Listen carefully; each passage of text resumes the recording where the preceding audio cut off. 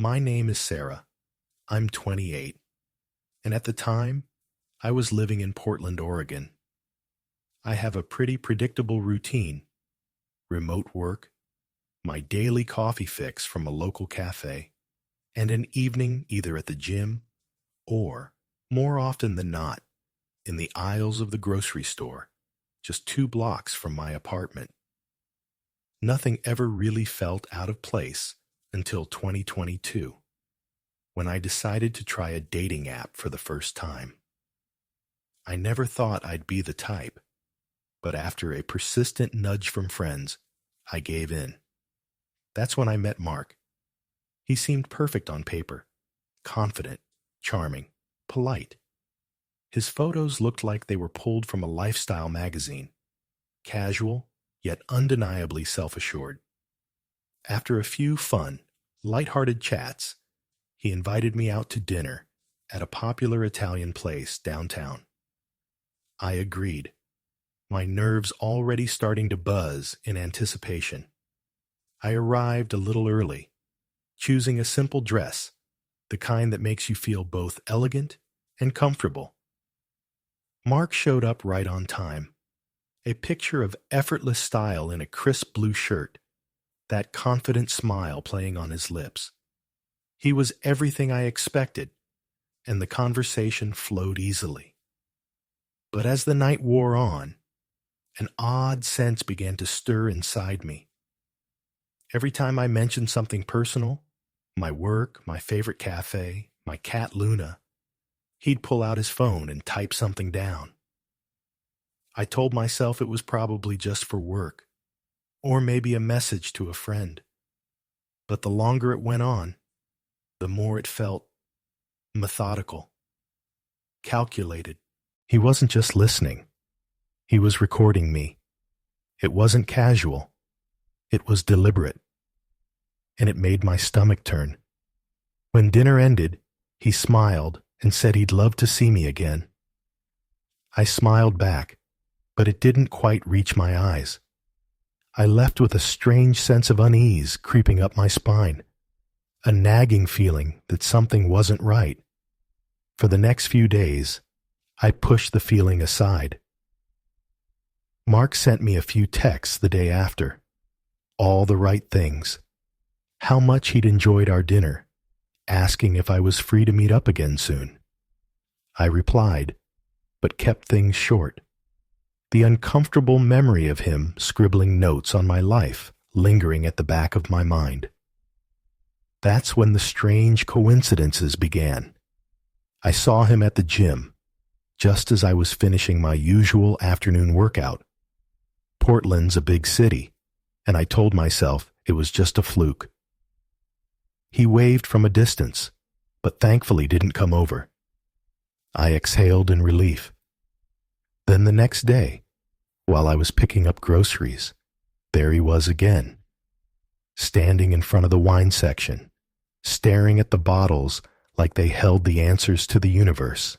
He smiled, that practiced, rehearsed smile, and said, "Funny running into you here again, Sarah. Looks like we have similar habits." The words sounded too perfect, too staged, and it made my stomach twist in a way that had nothing to do with the food I'd just bought. And then came the comments, the ones that made my heart race. He mentioned a cafe I'd posted about on Instagram that morning, a place I'd just stumbled upon. He knew about it, but I hadn't told him where I was going. I hadn't even mentioned it to anyone. And then it hit me. I'd added him as a friend on social media after our date, without thinking much of it. But now it was clear. He wasn't just using those platforms to keep in touch. He was tracking my movements, watching, waiting, and showing up, coincidentally. My chest tightened. That night, I deleted him from every social media account and blocked his number. I thought that would be the end of it. But I couldn't shake the feeling that I was being watched. The next morning, as I arrived at work, I saw a bouquet of flowers at the reception desk, a card attached. For Sarah, with affection. Mark. My stomach twisted into a knot. How did he know where I worked? I hadn't shared that information with him. I asked the receptionist who had left them. She told me it was an anonymous delivery. I felt my mind spin, my thoughts racing. How did he find me? How was he tracking me? That afternoon, I confided in my boss. He was understanding, assured me I could report anything unusual to security. But it didn't feel like enough. I could feel the walls closing in. My routine, the one I'd always taken for granted, was no longer mine. Then that night, everything changed. It was around 11 p.m. I was on the couch, mindlessly watching TV, when I heard footsteps outside. Heavy, purposeful. I froze. Slowly, I moved to the window and looked out. Mark was standing on the sidewalk, staring at my door. No attempt to hide, no attempt to be discreet. He was just standing there, watching, waiting. I grabbed my phone, my fingers trembling as I dialed the police. I told them everything. The stalking, the flowers, and now, this. The man was standing in front of my house. By the time the police arrived, Mark was gone, walking down the street as though he'd done nothing wrong. The officers took my report, but without more evidence of a threat, they couldn't do much. The unsettling feeling remained, though. He was out there, watching. And no matter how many locks I turned or doors I shut, it felt like my life was no longer mine. It was only the beginning. And now, I don't know if I'll ever feel safe again. After that night, I knew I couldn't keep pretending everything was fine. The following morning, I took my car to a mechanic, not because I suspected anything, but because the idea of a GPS tracker had been gnawing at me. It sounded paranoid, but my mind couldn't let go of the thought. I had read stories about stalkers using them, and I couldn't shake the feeling that something was off. When the mechanic found it, a small device hidden under my rear bumper, my blood turned cold. It was a tracker. A chill washed over me as I thought back to the night of our date, how he'd walked me to my car, how I'd been too distracted by the evening to notice anything out of place. He must have put it there then. Fury and terror collided inside me. I didn't waste a second. I called the police, this time armed with real evidence. When they saw the tracker, they finally seemed to take me seriously. They filed a report and promised to issue a summons against Mark, prohibiting him from approaching me. But even with this newfound sense of validation, I couldn't breathe easy. Days passed, and I convinced myself it was over. I was wrong. I started receiving anonymous messages. They were vague, unsettling phrases like, "Do you really think you can hide?" and "I know where you are." No sender, no explanation. Just a cold, chilling reminder that Mark was still out there. It wasn't just the tracker. He was still watching me. My life began to disintegrate. I stopped going to the gym.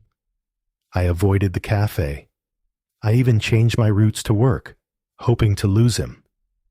I deactivated all my social media accounts, as if that would somehow erase his ability to find me. Sleep became impossible. Every creak of the house, every gust of wind, every rustle outside the window made my heart race. I'd lie awake, staring at the ceiling, listening for footsteps that never came, wondering if I was losing my mind. How could someone who seemed so normal on a date, so polite, turn into this shadow that haunted every corner of my life. For weeks, I thought he had finally given up. But then, another delivery arrived. An envelope, plain and unmarked. Inside, there was a photo of me walking into my house. It was taken from the street, from somewhere outside. My knees buckled as I stared at the image. He was watching. He wanted me to know it. I called the police again, but the response was the same. Without breaking any laws, they couldn't do much. I felt small, helpless, alone. Desperation set in. I contacted a lawyer and hired a home security service. Cameras were installed, extra locks, motion sensors. It all felt like a weak attempt to stop the inevitable. But at least it was something. One night, weeks later, while reviewing footage from the cameras, I saw him. Mark. He was crouched near my yard, wearing dark clothes, peering through the bushes as if searching for something. My throat tightened. I didn't hesitate. I called the police, and this time, they arrived fast enough to catch him. They arrested him on the spot. When they searched him, they found a knife in his pocket. I remember standing there, watching as they put him in the back of the patrol car. For the first time, I felt a flicker of safety, like a crack of light in an otherwise dark room. But it didn't last long. With Mark behind bars, I made the decision to leave. I moved to another city, changed my phone number, and tried to bury the past. Starting over wasn't easy. It felt like trying to stitch up a wound that would never fully heal. But over time, I started to find a semblance of normalcy.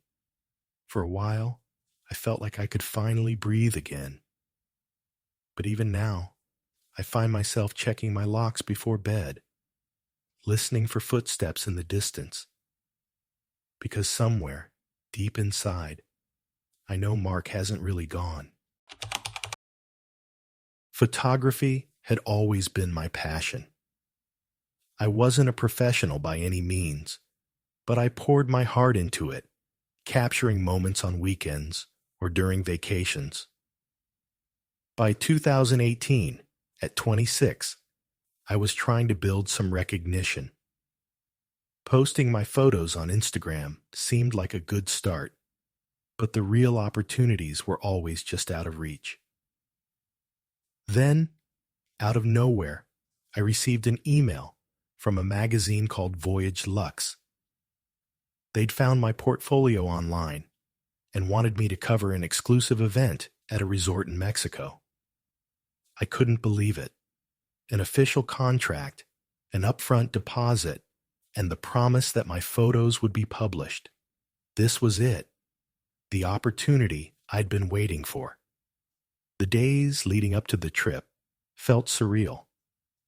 The resort was supposed to be a luxurious paradise, and the event would bring together influencers and major brands.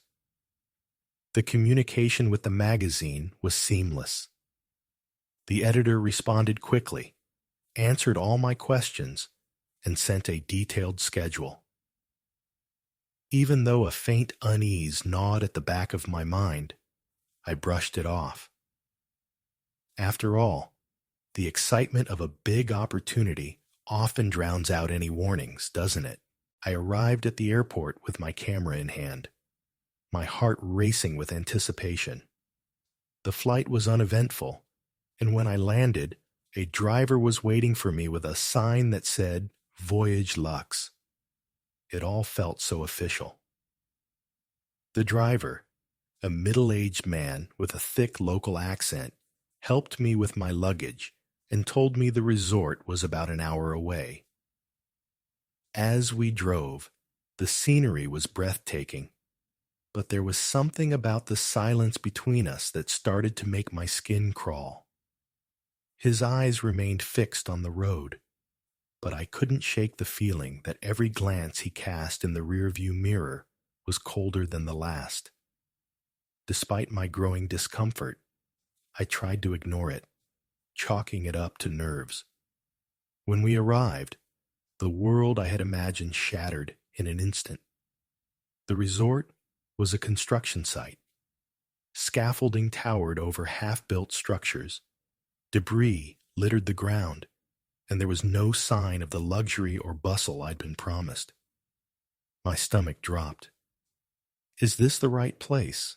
I asked the driver, my voice shaky. He only nodded and said someone would explain things inside. I stepped out of the car, gripping my suitcase with one hand and my camera with the other, my thoughts spinning. A man approached, a tall figure, casually dressed, with a smile that didn't reach his eyes. "You must be the photographer. We had a little hiccup with the venue," he said, his voice too smooth, too practiced. "But don't worry, we've arranged something else for you." I forced a smile, but inside, my instincts were screaming. He introduced himself as Carlos, the local representative of the magazine, and explained that the resort had experienced a last-minute issue, so the event had been moved to a new location 30 minutes away. "I've taken care of everything. Just follow me and we'll sort it out quickly," he added, his smile still hanging unnaturally on his face. Something was wrong. Carlos didn't show any identification. No badge, no paperwork, and I hadn't seen anyone else there. Not a single guest or staff member. The empty, half-finished resort made it feel even stranger, but I climbed into his car anyway. It was an old SUV, the seats smelling faintly of cigarettes, the windows too dark, making it hard to see outside. Carlos drove in silence, his grip on the wheel tight, and I struggled to connect to the internet to check the new location. But as the minutes passed, I realized something didn't add up. He said the road would be straightforward, but we were taking a series of winding turns. The landscape grew more isolated with every mile. "Sorry," I said, trying to keep my voice steady, "but this doesn't feel right. Where exactly are we going?" He glanced at me in the rearview mirror, just briefly, calculating, measuring. His eyes were cold, almost unreadable. I waited for an answer, but none came. The quiet between us thickened. It was no longer just doubt creeping into my mind. It was fear. The kind that makes your skin prickle and your heartbeat quicken. I wasn't sure where I was going, but I was certain I didn't want to find out. "Don't worry, we're almost there," Carlos said, his voice so flat it might as well have been a warning. But there was no conviction in his words, just an emptiness that made my skin crawl. I stared out the window, my eyes scanning the narrowing road. The trees were thick, pressing in from both sides, and there were no signs of life. No houses, no other cars, no lights. Just an endless stretch of isolation. Panic surged inside me, a wave of cold fear crashing over my chest. I started checking the car more closely, looking for anything that could help me, any sign that might give me an out. That's when I saw it. The locks were engaged, and not just locked, the kind that only the driver could open. My stomach churned, a lead weight sinking into my gut. "Please stop the car. I don't feel comfortable with this," I said, my voice trying to sound firm but trembling despite my best efforts. Carlos didn't even acknowledge me.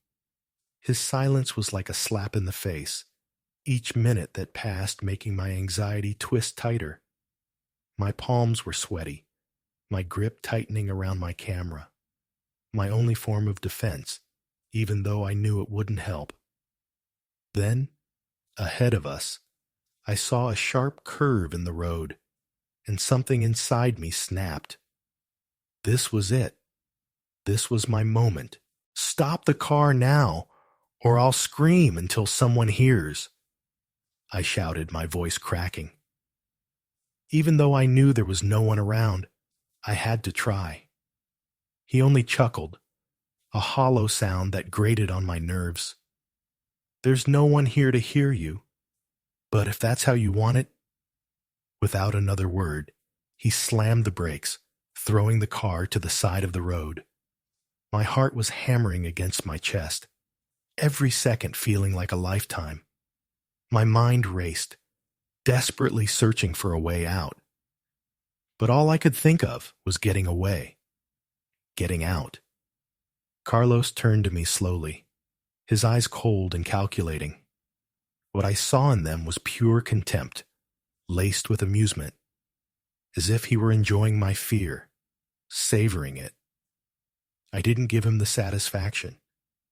Without thinking, I grabbed the door handle and wrenched it with all my strength, screaming as loud as I could, each cry more desperate than the last.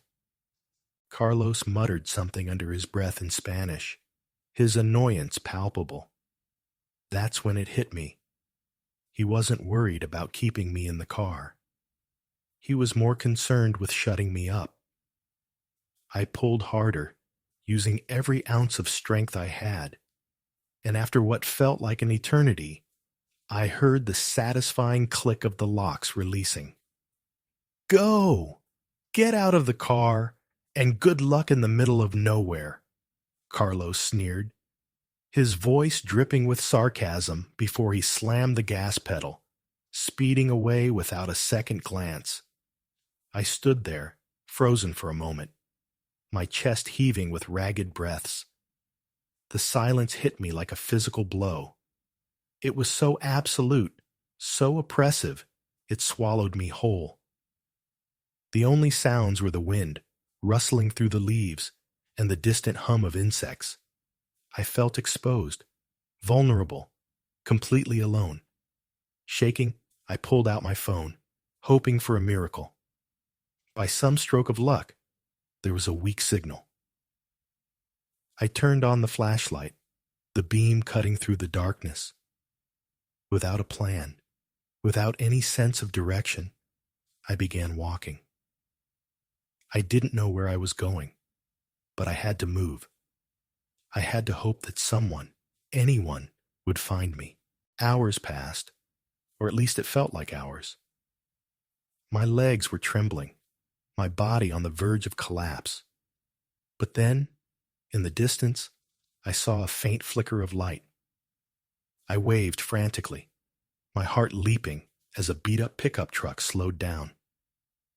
The driver, a middle-aged man with a weathered face, looked at me with concern as I stumbled toward him, tears streaming down my face. Through broken sobs, I managed to explain the basics. He didn't ask many questions, just told me to get in. Without hesitation, he drove me to the nearest town, and from there, I was taken to the local police station. For the first time, in what felt like an eternity, I could breathe again. At the station, I told them everything. From the email to the eerie drive to Carlos's twisted smile as he left me stranded. The officers listened, but I could see the doubt in their eyes as they reviewed the emails and documents I'd brought with me. When they tried to access the magazine's website, it was gone, nowhere to be found. The editor's email had been deactivated. There was no trace of anyone involved in this scheme. One of the officers sighed deeply. This happens more often than you think, miss. These kinds of things usually end a lot worse. My blood went cold.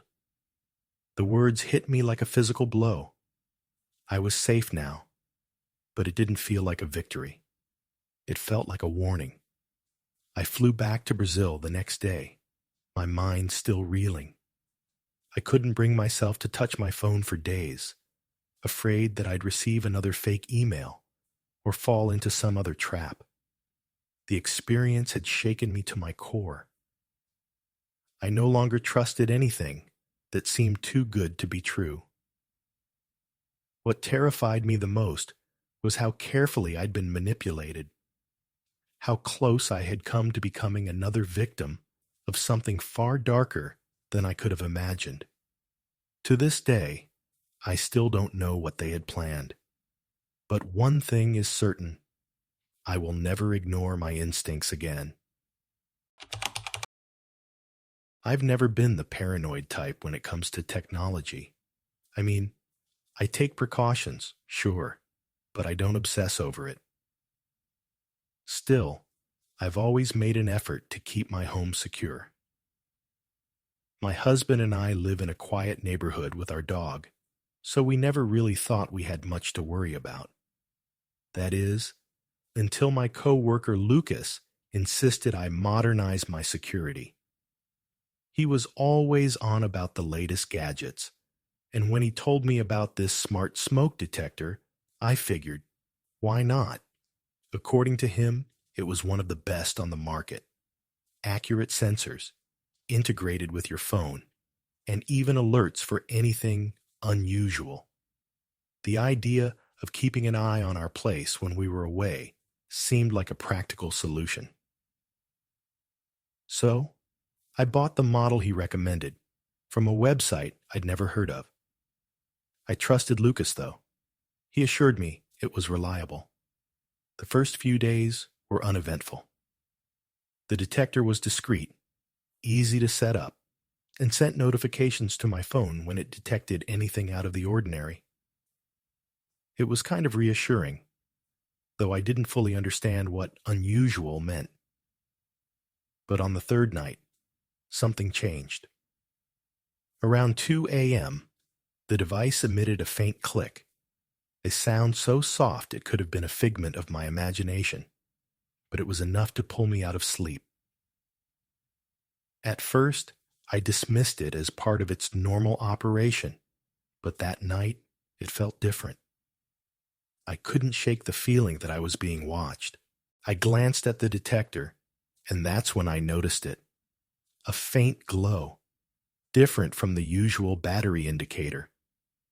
My stomach clenched. The next morning, while my husband was making coffee, I mentioned the strange noises and the odd glow. He shrugged it off, suggesting we check the manual or call tech support. But something inside me told me this was more than a malfunction. Without thinking, I grabbed a chair and unscrewed the detector from the wall, my hands trembling. When I looked inside, I felt my heart drop. There, nestled behind the panel, was something that absolutely didn't belong. It was small, round, and unmistakably a camera. My breath caught in my throat. Someone had been watching us. I stood frozen for a few seconds, unable to process the sight. The thought of someone spying on our lives, without us knowing, sent chills down my spine. My husband, ever the practical one, didn't waste any time. He took the detector, set it down on the kitchen counter, and with an unsettling calm, he began to disassemble it. Piece by piece, he examined the internal components. And that's when he found it. A small transmitter connected to the camera, sending data to a remote server. My mind raced, but the fear that was building inside me turned quickly to fury. Someone, somewhere, had been watching us, and I needed answers. Lucas was the first person I thought of. After all, he was the one who had recommended this device. I grabbed my phone and called him immediately. My voice cracked as I explained what we had found, but he sounded genuinely surprised. "I swear I've used the same model," he insisted. "Never had any problems." He kept repeating that it was just a tip from a friend, that he'd heard good things, but none of it sounded reassuring anymore. Something didn't add up. I demanded the contact information of the friend who had recommended it, but Lucas could only say that he didn't remember the details, that it was a casual conversation. The suspicion gnawed at me. Was Lucas involved, or was he just a pawn in this game? Meanwhile, my husband had managed to trace the signal from the transmitter to an IP address located overseas, somewhere in Europe. The weight of the situation hit me like a punch in the stomach. We weren't just dealing with an isolated issue. We were dealing with an invasion of privacy, our most personal moments being stolen. We called the police, and they advised us to turn over the device for forensic analysis. They told us to turn off any other smart devices in the house, just in case. I felt like I was suffocating. Our house, once a safe haven, now felt like it was being watched from every corner. Every creak of the floorboards, every flicker of a light, sent my heart racing. I couldn't escape the feeling that I was being seen. That invisible presence lurking in the background was always there, even when I couldn't see it. The violation of our privacy wasn't just physical, it was psychological, and it would haunt me for a long time. The following days felt like they were closing in on me. The police contacted us to explain that the device wasn't just a rogue product. It was part of a massive scheme involving tampered smart devices being sold through third-party websites disguised as legitimate goods. My stomach churned when they said that. I couldn't believe I hadn't noticed how amateurish the website looked. It was like a trap I'd willingly walked into, and the realization hit me harder than I'd expected. The police told us they had already identified several similar cases, but tracking the server was proving to be nearly impossible due to the layers of protection used by the criminals. Every update only made the suffocating feeling in my chest worse. It was as if the safety of our home, our sanctuary, had been shattered in ways I couldn't comprehend. Soon, I started noticing things I had never questioned before. The motion sensor in the living room, the voice assistant casually sitting on the kitchen counter, even the Wi-Fi connected thermostat, each one now felt like an intruder, a tool of someone else's control. My husband suggested we deactivate everything until we were sure nothing else had been compromised. The idea of going back to basics, of living without the conveniences we had come to rely on, felt foreign, like we were peeling back layers of modern life, exposing ourselves to something raw.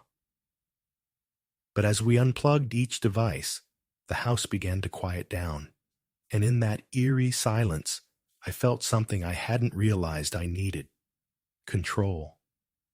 At least for now, it felt like we were reclaiming our privacy. Still, I couldn't shake the need to confront Lucas in person.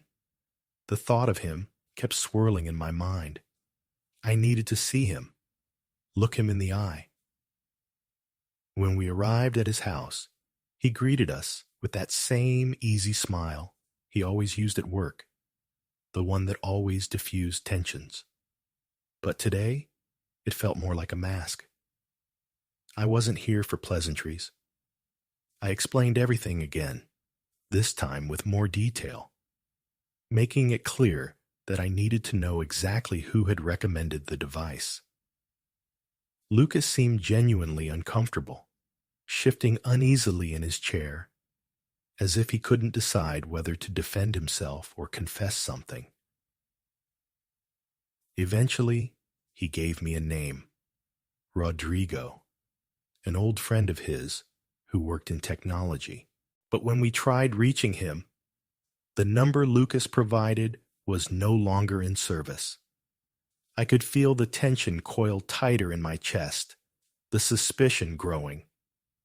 I wanted to believe Lucas, but a part of me couldn't stop wondering, was he truly just a pawn in all of this? As the police investigation continued, they uncovered something far more terrifying than we had imagined. The remote server was part of a network used for large-scale espionage. The data collected from these tampered devices was being sold to clients, from corporations looking to harvest personal information to individuals using it for far darker purposes.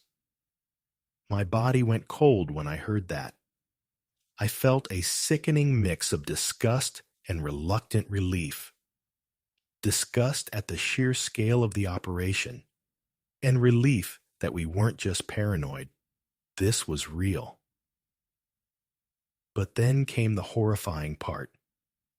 The scheme had been in operation for years, and many of its victims had no idea they were being watched. The news hit like a tidal wave, and it completely unraveled what was left of our sense of security. Suddenly, every device around us felt like it was hiding something, serving a purpose we couldn't understand. My obsession with the house grew. I began inspecting every corner, every appliance.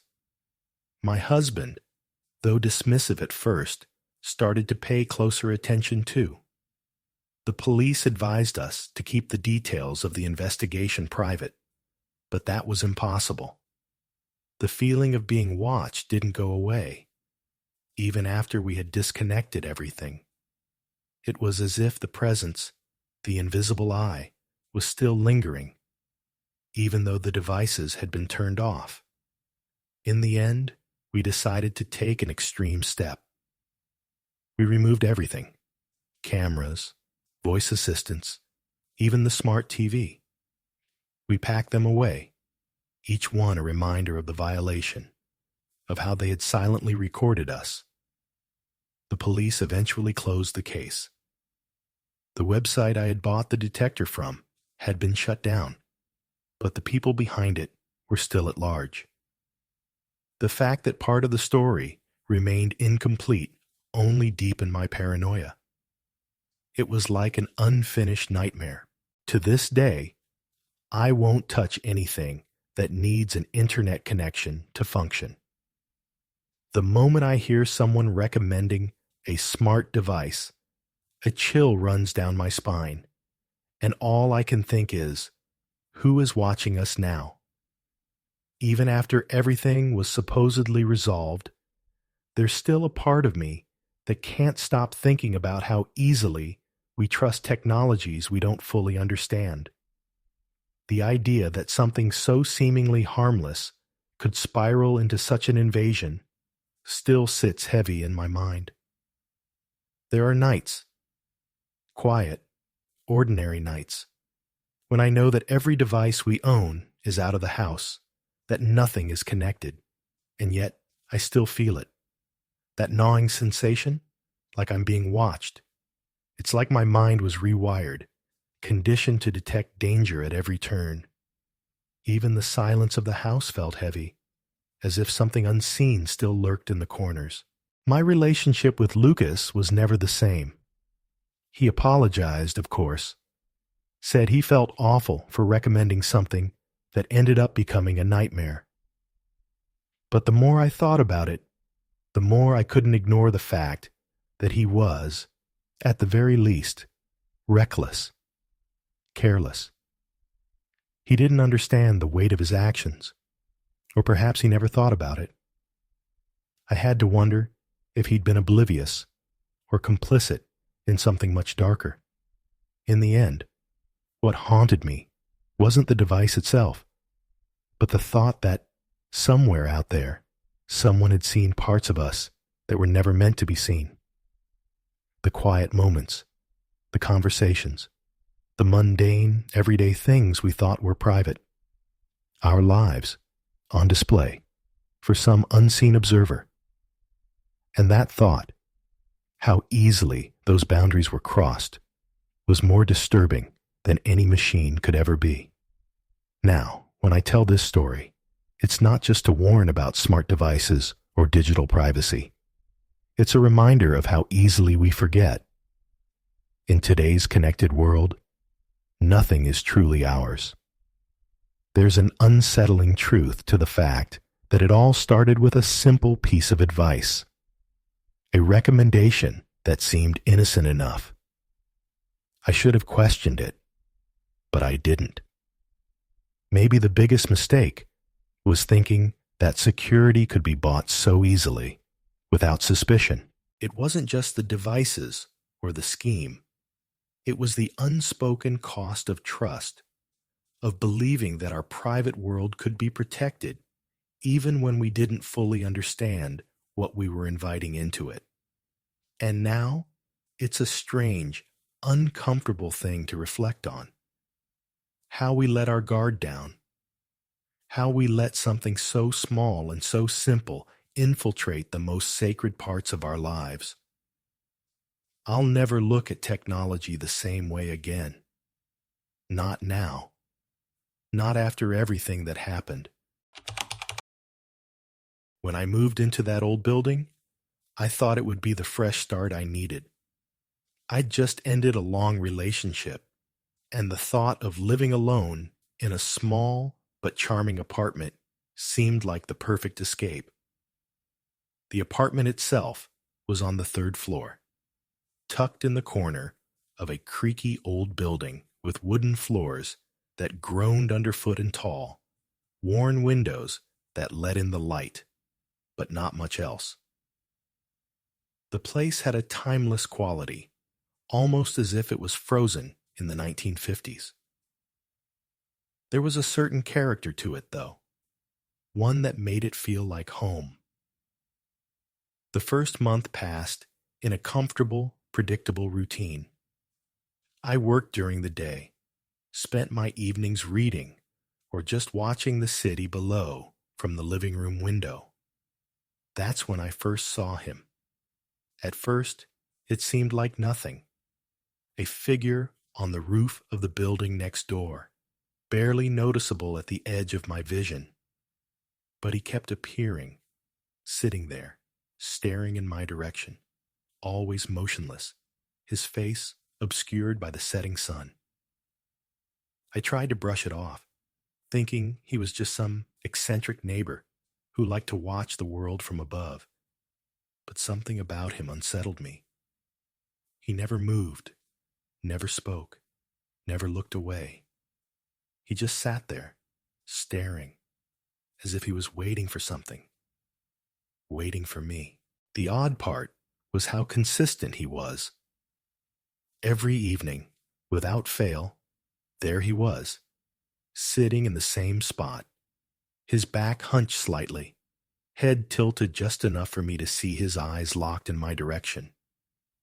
Even on days when the rain splattered against my window, or the wind howled through the streets, he remained there, unmoving, as if the weather didn't matter. I couldn't avoid it anymore. I began to avoid the window during those hours, but curiosity got the better of me. I'd peek for just a second, and there he was, in the same position, staring at me, always watching. Then one night, it happened. I woke up suddenly, feeling a strange sensation, like I wasn't alone. My heart raced as I walked into the living room in the dark, and without thinking, I pulled the curtain aside just enough to peer out. He was there, but this time, it wasn't evening. It was after 2 a.m. In the deep shadows of the night, I could still make out his silhouette, perfectly still, like a shadow against the dark sky. His eyes, those eyes, were fixed, unblinking, staring in my direction with such intensity that it felt like he was looking through the glass and straight into me. I froze. I couldn't move. It was as though he knew I was there, even in the dark. My body went rigid, and I had the distinct feeling that he wasn't just sitting there. He was waiting for me. I didn't know what to do. The thought of retreating to the safety of my bed seemed foolish, but I couldn't tear myself away. For a few moments, I just stood there, my breath shallow, my mind racing. The next morning, I tried to dismiss the whole thing as paranoia. Surely, I was just overthinking it, right? Maybe he was just a strange neighbor with peculiar habits, someone who liked to watch the world around him as much as I did. But then, the realization hit me. What if he was watching me? I couldn't ignore it anymore.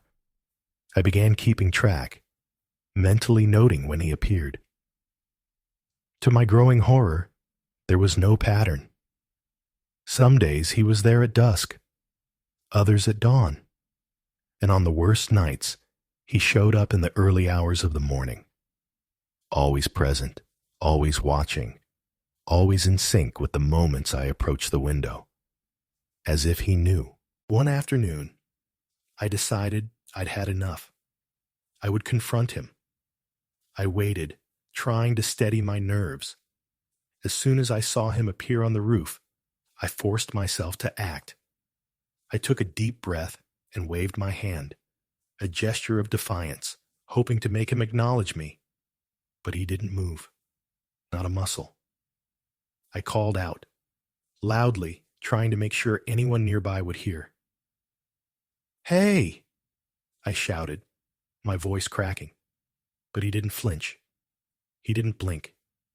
He didn't even seem to acknowledge I existed. The silence in that moment was suffocating. The stillness hung between us, thick and heavy. And for the first time, I felt the cold, chilling realization that I was invisible to him. He wasn't looking at me anymore. He was looking through me. The thought made a shiver crawl down my spine. Without thinking, I slammed the window shut, my pulse pounding in my ears, and as I turned away, I could have sworn, just for a moment, that I saw him smile. After that day, everything changed. What had once been my refuge now felt like a constant weight pressing down on me. The apartment, once a place of peace and quiet, became a prison of unease. I tried to tell myself it was just my imagination running wild, that I was letting my mind play tricks on me. But no matter how much I tried to rationalize it, the discomfort only deepened. One night, unable to shake the growing dread, I decided to find out who he was. I asked the doorman about the building next door, hoping for some kind of explanation. His answer sent a chill through me. That building? Almost completely empty. Most of the apartments had been vacant for years. I blinked, stunned, but pressed on. And the man who appears on the roof? The doorman looked at me as if I were speaking another language. "I've never heard of anyone over there, miss." A cold shiver ran down my spine. His dismissive tone only made my unease grow, but I forced myself to walk away. From that moment on, I avoided the window at all costs. Yet, even without looking, I knew he was there. It was as if his presence saturated the space around me, like an invisible weight pressing in. His eyes burning into me from across the street. It didn't matter whether I was looking. He knew I was here. Then, one night, I was jolted awake by a strange noise. It was faint, but unmistakable. The sound of footsteps, but not inside my apartment. The slow, deliberate steps echoed from outside, just beyond the window. My heart pounded in my chest, a cold wave of terror spreading through me. I grabbed my phone, fumbling to turn on the flashlight. But before I could even reach the curtain, the chill was back. A presence so heavy in the air, it was suffocating. I couldn't resist any longer. With trembling hands, I ripped the curtain open all at once, as if tearing off a Band-Aid, praying I wouldn't see what I feared. The roof of the building next door was empty, No one there. My breath came in short, sharp bursts as I tried to calm myself, my heart racing. It was over. I was imagining things. But then, a sound. It was faint, like the delicate scrape of fingers against glass. I froze, unsure of where the sound was coming from.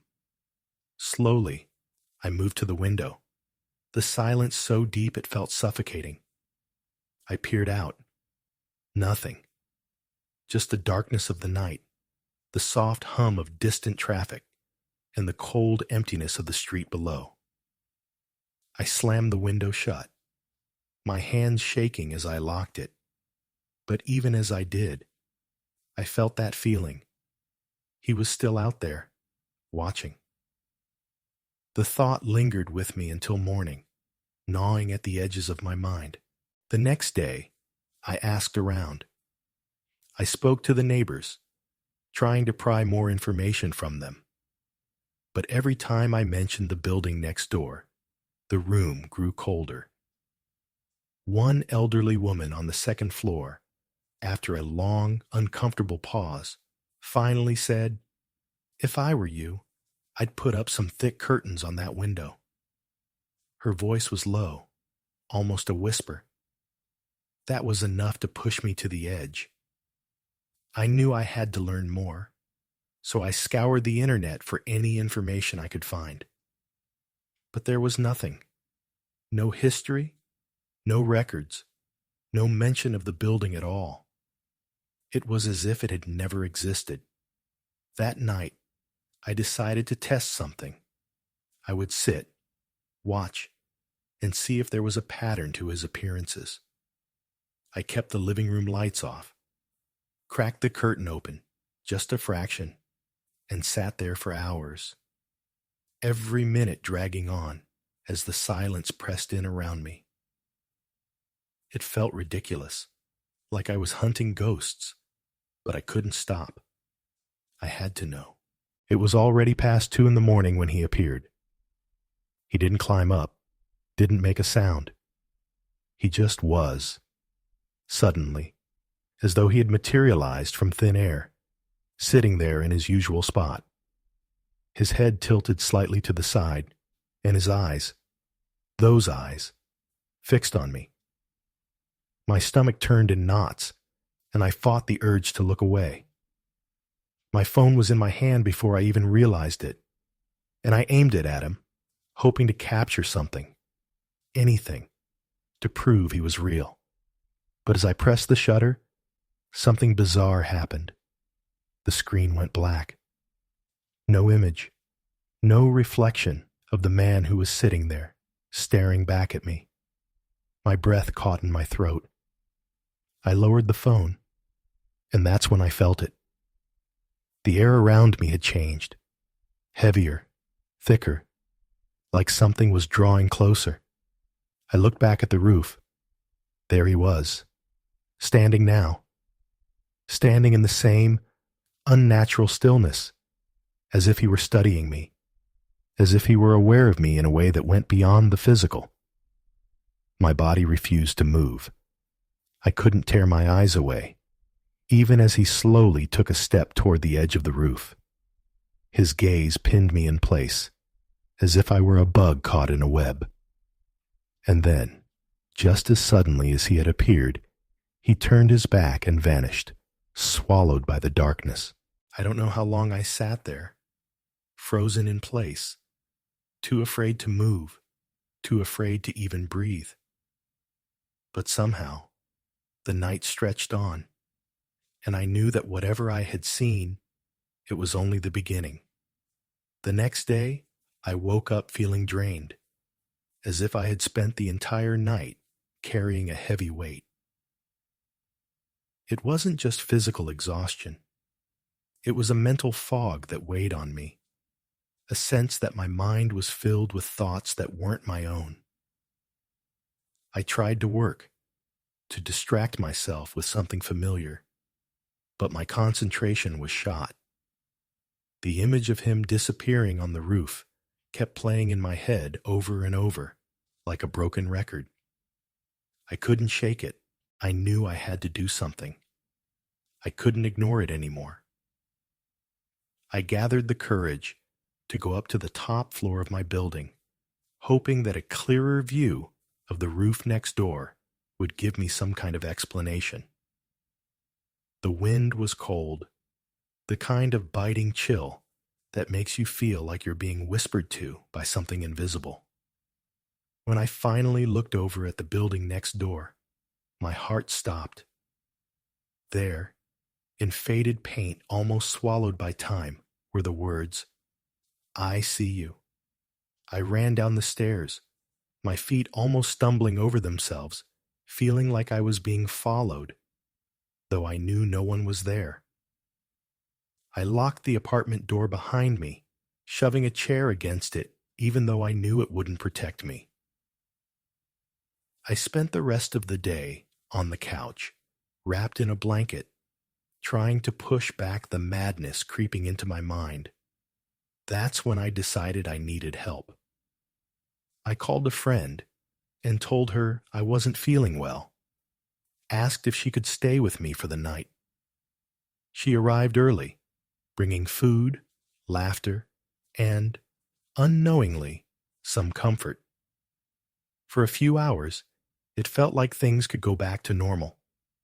But as midnight approached, she went to the bathroom, leaving me alone in the living room. That's when I heard it again, the sound of fingernails scratching against the glass. I froze. The sound was faint, almost imperceptible, but unmistakable. I stared at the window, trying to convince myself it was the wind, the air moving through the cracks of the building. But deep down, I knew. There were no trees nearby. There was no breeze. I was being watched again. I forced myself to move, my heart pounding so hard I could feel it in my throat. I picked up my phone and tried to call my friend, but it felt like forever before she picked up. "Is everything okay?" I asked, my voice shaking despite my efforts to sound calm. I heard the flush of the toilet, and then her voice, distant and confused. "I'll be right there." I thought I'd feel relief, but it was fleeting. The moment I looked back at the window, my blood ran cold. A shadow, a silhouette, perfectly still, projected onto the curtain. His silhouette. My body reacted before my mind could catch up. I sprinted to the bathroom, locked the door behind me, and looked at my friend, out of breath, my mind racing. I explained everything, though the words felt foreign, like I was speaking about something that didn't belong in this world. She tried to calm me down, assuring me it was probably just a shadow from outside, but I could see the unease in her eyes. Something was wrong. We didn't stay long after that. We grabbed our things, leaving the apartment in a rush, not looking back. But as we left, I felt it, a presence watching us from the living room window. I didn't dare look, even though every fiber of my being screamed to confirm it. I couldn't. The act of looking felt like it would drag me back into that nightmare. That night, I slept fitfully at my friend's place, the silence in the room deafening. I hadn't had any nightmares, but the air felt thick, like it was pressing down on me, suffocating me. The next morning, I decided I wasn't going back to that apartment until I knew the truth about the building next door. I went to the real estate office and asked about the residents, about the man on the roof. The agent, a middle-aged man with the world-weary look of someone who had heard too many strange requests, gave me a bored look and said, "That building? It's been closed for almost a decade. There was a fire on the top floor, and since then, no one's lived there." I pressed on. asking about the roof. He shook his head. No way anyone could get up there. It's all blocked off. I left the office feeling like the walls were closing in on me. That afternoon, I made arrangements to empty the apartment. I didn't explain to anyone, just said it wasn't what I expected. As I packed the last box, I noticed the living room window was slightly ajar, even though I had locked it before. A gust of cold wind swept through the room. I didn't have the courage to look outside. I quickly finished packing, left the keys, and walked out of there, my heart racing. To this day, I don't know what the man, or thing, was. What I do know is that every time I pass by an old building, see a rooftop in the distance, or catch a glimpse of a window, I look away. It feels like he's still there, waiting. I never imagined something so surreal could happen to me and my best friend. It all started so innocently, almost trivially. We were at a local community event in the park, helping out, serving coffee, handing out flyers, just doing our part for a good cause. That's when he showed up. A man, friendly and charismatic, the kind who effortlessly strikes up a conversation and makes you feel at ease. We exchanged a few jokes, and in the flow of casual talk, we mentioned things, our neighborhood, our hobbies, and, without thinking, even our social media profiles. He seemed completely normal, so we brushed it off, laughing at the oddness of the conversation, not realizing how much we had just shared. Years passed, and I honestly couldn't even remember his face anymore. Life went on. Work, college, hangouts with friends, and everything seemed normal. But then strange things started happening. Small things at first, like messages from profiles I didn't recognize, profiles that somehow knew far too much about me. They weren't generic comments. These were personal, detailed. And some of these accounts were connected to people I knew, commenting on their posts, engaging like an old friend. At first, I thought it was just a troll, someone with too much time on their hands. But soon, the messages started taking on a darker edge. They mentioned things that I had never posted online, details about my daily life, places I frequented, comments about my day. That's when the fear crept in. I tried to brush it off, but it was becoming too real to ignore. I told my friend about the messages, not sure how to bring it up. To my surprise, she had been experiencing the same thing. Strange profiles, uncomfortably specific details.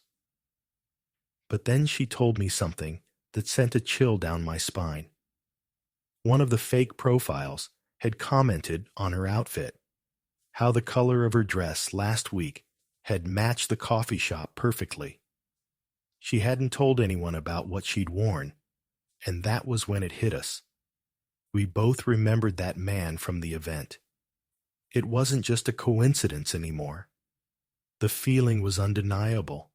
He was the one behind this, and things escalated quickly. The messages became more frequent and started shifting in tone. They weren't just comments anymore. They felt like veiled threats. One said, "I saw you at the market today." That smile is unmistakable. Another time, I received a close-up photo of my car, parked on the street, with the caption, "Safe spot, huh?" My heart dropped. The fear morphed into full-blown paranoia. I couldn't leave the house without feeling like someone was watching me. My friends started canceling plans too. We knew, without a doubt, we were being followed. The situation reached its breaking point when the man finally stepped out of the digital shadows. I was at the gym, a place I'd gone to for years, feeling safe because it was familiar. I was walking to my car in the parking lot when I saw him, a man standing near my car, pretending to look at his phone. At first, I didn't recognize him, but there was something in his posture, the way he stood, that set off an alarm in my head. As I walked past him, he muttered something under his breath. It was too low to hear, but it sent an icy shiver down my spine. I ignored it, got in my car, and drove off. But the fear followed me home. I told my friend about it, and to our shock, the next day, she had a similar experience. He was closing in on us. That's when we went to the police. Convincing them of the seriousness of the situation wasn't easy. Without concrete evidence, it's hard to act, was the phrase we heard most often. Screenshots of the messages, the odd comments, didn't seem like enough. But one officer, one who seemed to understand the weight of what we were experiencing, took us seriously.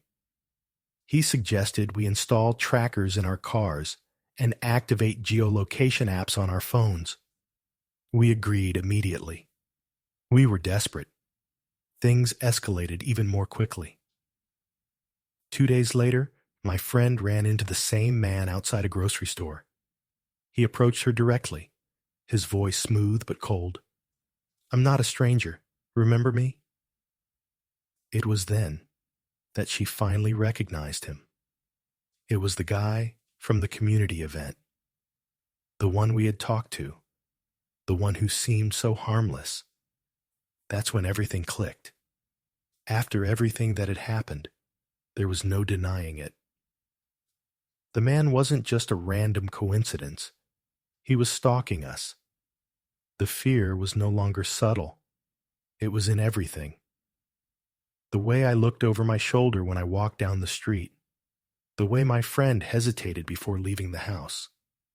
We tried to change our routines, avoid the usual spots, but no matter where we went, he seemed to be one step ahead, always knowing where to be. Then one night, something even more disturbing happened. I was home, the apartment quiet around me, when I heard a noise outside near my backyard. A slight rustling, then footsteps, slow and deliberate. I looked out the window, and my heart nearly stopped. A shadow near the fence. I didn't have to think twice. I grabbed my phone and called the police, my breath shallow, trying not to make a sound. But when the officers arrived, he was already gone. They searched the yard and found footprints. I knew it was him. The police took the case more seriously after that, especially when my friend reported that someone had tried to open her car door while she was stopped at a traffic light. She was lucky. The doors were locked. But that was the breaking point. The investigation gained momentum. With the help of social media and the geolocation app we had activated, we finally had concrete evidence. It was terrifying to realize that he had created multiple fake accounts, infiltrating our online circles. He had interacted with our friends, commented on old posts, even marked locations we used to visit.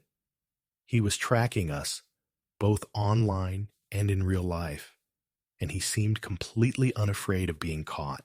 Then, the resolution came on a day I'll never forget. My friend and I decided to meet at a busy cafe, hoping the public space would offer us some protection. We were updating each other on the investigation when, suddenly, I saw him. The same face. The one I had seen so many times in my mind, now impossible to forget. He walked in, and for a split second, time seemed to freeze. He looked right at us, and then he started walking toward our table. My blood ran cold. My friend froze beside me. I couldn't breathe. Every muscle in my body screamed to get up and run, but I stayed rooted to my seat. I discreetly signaled the waiter, trying to remain calm, though my heart was pounding in my chest. The waiter didn't hesitate. He picked up the phone and called the police. What happened next felt like a mix of relief and panic.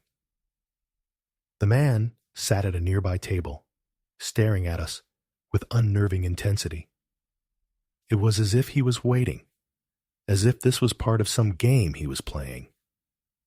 Time dragged on, thick and oppressive, as we sat there, pretending to be calm, pretending everything was normal. But the moment felt like it was stretched out in slow motion. Finally, the police arrived. The man tried to leave, but the officers intercepted him at the door.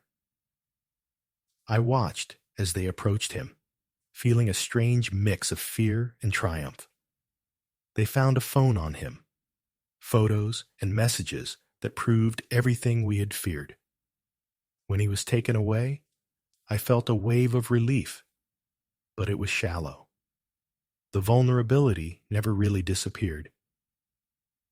Even after his arrest, it took a long time before we could return to any semblance of normalcy.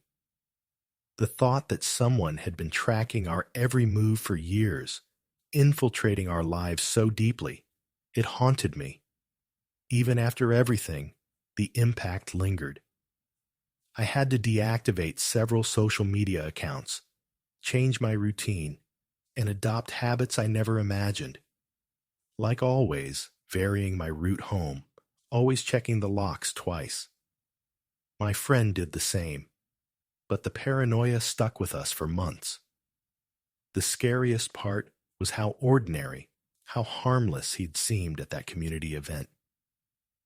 He was just some guy, talking, laughing.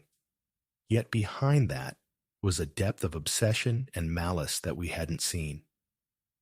The police told us he had no history of serious crimes, but his obsessive behavior showed just how dangerous he could have become. To this day, I can't shake the feeling that I'm being watched. Maybe it's just the trauma talking, but the experience changed me. I don't trust people the way I used to. Every time I pass by old buildings, see a rooftop in the distance, or catch a glimpse of a window, I can't help but look away. It's as if he's still out there, waiting. I hope no one else ever has to go through something like this, but sharing my story here is the only way I know to keep processing it. I've learned that sometimes the smallest interactions, the most innocent ones, can lead to consequences far darker than you could ever imagine.